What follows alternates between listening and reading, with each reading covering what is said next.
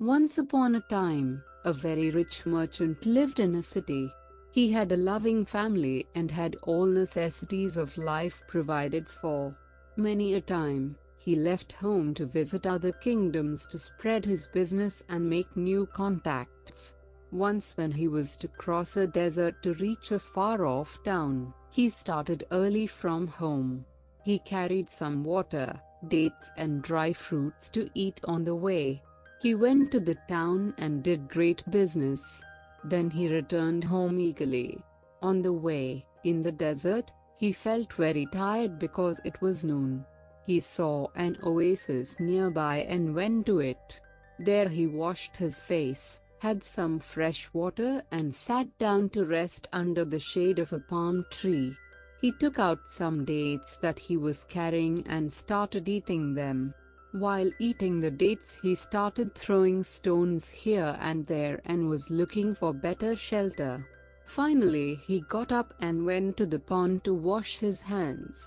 Just then he saw a fierce-looking large genie running to him. He held a shining sword in his hand that he held high as if to strike. Soon enough the genie stood in front of the merchant. The genie roared, "You are going to be dead soon. I'll kill you as you dared to kill my only son." "What? I killed your son?" the merchant said in a shaky voice. "Yes. When you threw the stones, that hit my son's head and he was dead," the genie said. "I am sorry, sir, I didn't mean to harm your son. Please be kind and merciful," the merchant begged. "I will hear none of your pleas. You'll be dead just as my son is. I will kill you right now." With these words, the genie pulled the merchant to the ground. He lifted his hand to strike the merchant. Then the merchant said, "Sir, you may do what you want to, but please do fulfill my last wish." "All right, what is your last wish?" the genie asked. The merchant replied, "Let me go to the city to meet my family for the last time. I'll go to the city, clear all my debts and dues, arrange some money for my family's future life and give alms to the poor so that I get a seat in heaven after my death." "Oh, that's a lot you ask for. And how long do you need for that?" the genie inquired. "Sir, I'll need at least a year for all this. I promise that exactly a year from today, I'll meet you right here on the same spot. Then you can kill me to avenge your son's death," said the merchant. The genie grew thoughtful. Then he said, "But remember, if you are not here 12 months after today, you'll die even a crueler death which I've set for you." The merchant bowed in agreement. Then he hastened to reach the city. He walked on for 3 days and finally reached his home. Once there he met his family and told them about what happened in the desert. The family could not bear to think of parting from him. They wept bitterly, but the merchant said that he would have to keep the promise a year later.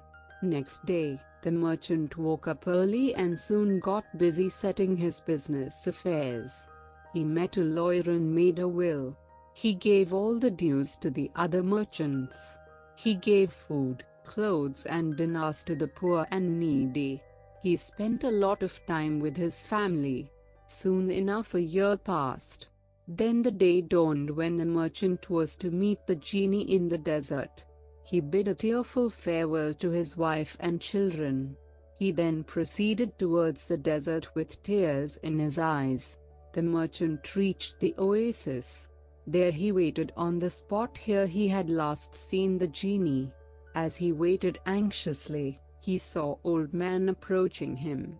The old man led behind. He came to the merchant and said, "Hello, what are you doing here all alone?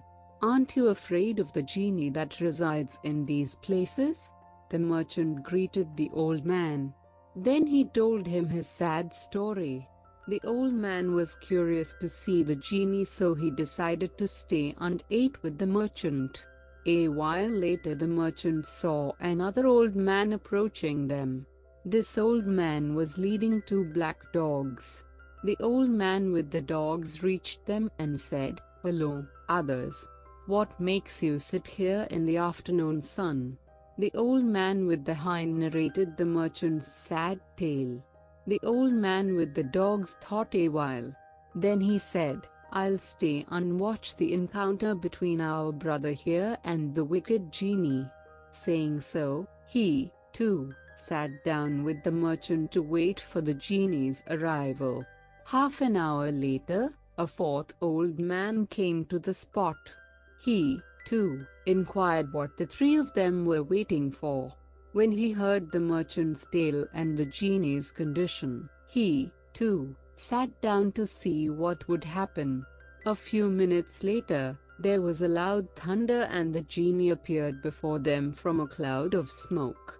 His fiery red eyes and sword in his hand showed how angry and eager he was to kill the merchant. He went to the merchant and threw him to the ground. "So you are here?" he roared. "Your time has come at last." With these words, the genie lifted his hand high up in the air to strike merchant's head with the sword. All the old men shook with fear and then started weeping with grief at the merchant's fate. Then the old man with the hind addressed the genie. "Oh, genie, I bow before your power. Please hear my plea."